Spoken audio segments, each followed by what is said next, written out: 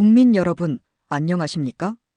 대한민국 대표 정치 플랫폼 한국정치TV의 뉴스 앵커 손혜린입니다. 이재명 대통령이 지난 6월 4일 취임한 지 오늘로 23일이 되었습니다. 이에 따라 대통령 취임 초기의 국정 지지율이 얼마나 나오는가에 관심이 집중되고 있습니다. 취임 초기의 국정 지지율은 대통령의 국정 운영 능력이 국민들로부터 얼마나 좋은 평가를 얻고 있느냐를 보여주는 바로미터라고 할 수 있습니다.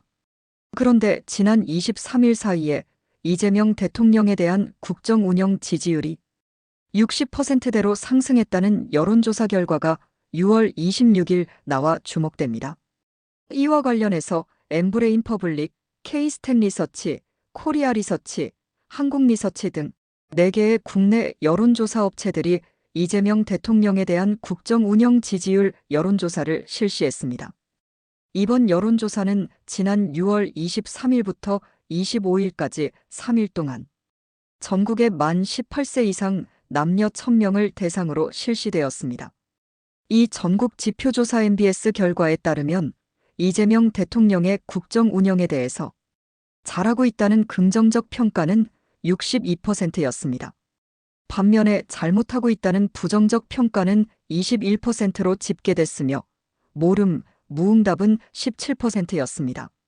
이런 조사 결과는 직전 조사인 지난 6월 2주차 취임 직후 여론조사 결과와 비교했을 때 긍정적인 평가는 9%포인트 상승했고 부정적인 평가도 2%포인트 상승한 것입니다. 한편 국내 정당 지지도는 더불어민주당이 45%로 1위였습니다. 이어서 국민의힘이 지지도 20%로 2위를 차지했습니다. 개혁신당은 지지도 5%로 3위를 기록했습니다. 이어서 조국혁신당이 지지도 4%로 4위에 올랐습니다. 진보당은 지지도 1%로 5위였습니다.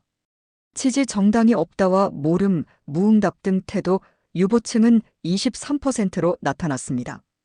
각종 의혹으로 논란이 되고 있는 김민석 국무총리 후보자의 인선에 대해서는 잘한 인선이다가 45%, 잘못한 인선이다가 31%로 나왔습니다.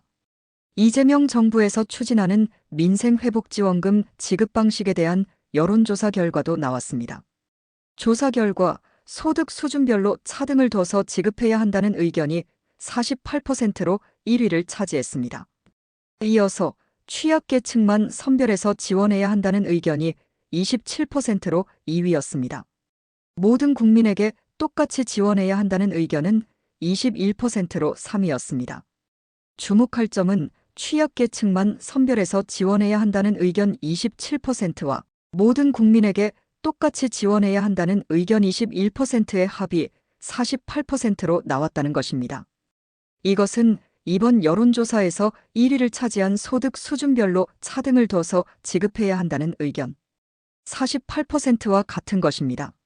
한편 코로나19 피해로 인한 소상공인 및 자영업자 채무 탕감에 대해서는 반대 의견이 더 많은 것으로 나타났습니다. 여론조사 결과에 따르면 불가피하게 늘어난 채무를 국가가 함께 책임지겠다는 취지에서 찬성한다는 의견이 37%였습니다.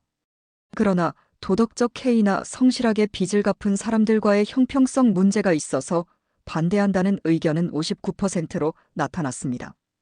이것은 채무를 탕감해주는데 찬성한다는 의견이 37%인 것에 비해서 반대한다는 의견이 12%포인트나 더 많다는 것을 의미합니다. 이번 여론조사는 휴대전화 가상번호를 이용한 전화 면접으로 이뤄졌습니다. 표본 오차는 95% 신뢰 수준에서 3.1%포인트이며 응답률은 18.3%였습니다. 이번 여론조사에 대한 자세한 내용은 중앙선거 여론조사심의위원회 홈페이지를 참조하면 됩니다. 국민 여러분, 이번 영상은 여기까지입니다. 지금까지 대한민국 대표 정치 플랫폼 한국정치TV의 뉴스 앵커 손혜린이었습니다. 시청해주셔서 감사합니다. 한국정치TV는 국내 최초로 탄생한 중립적, 과학적, 불편부당한 독립 정치 미디어입니다. 여러분의 구독과 알림, 자발적인 후원은 고품격 독립 정치 미디어 한국정치TV의 운영과 제작에 큰 힘이 됩니다. 감사합니다.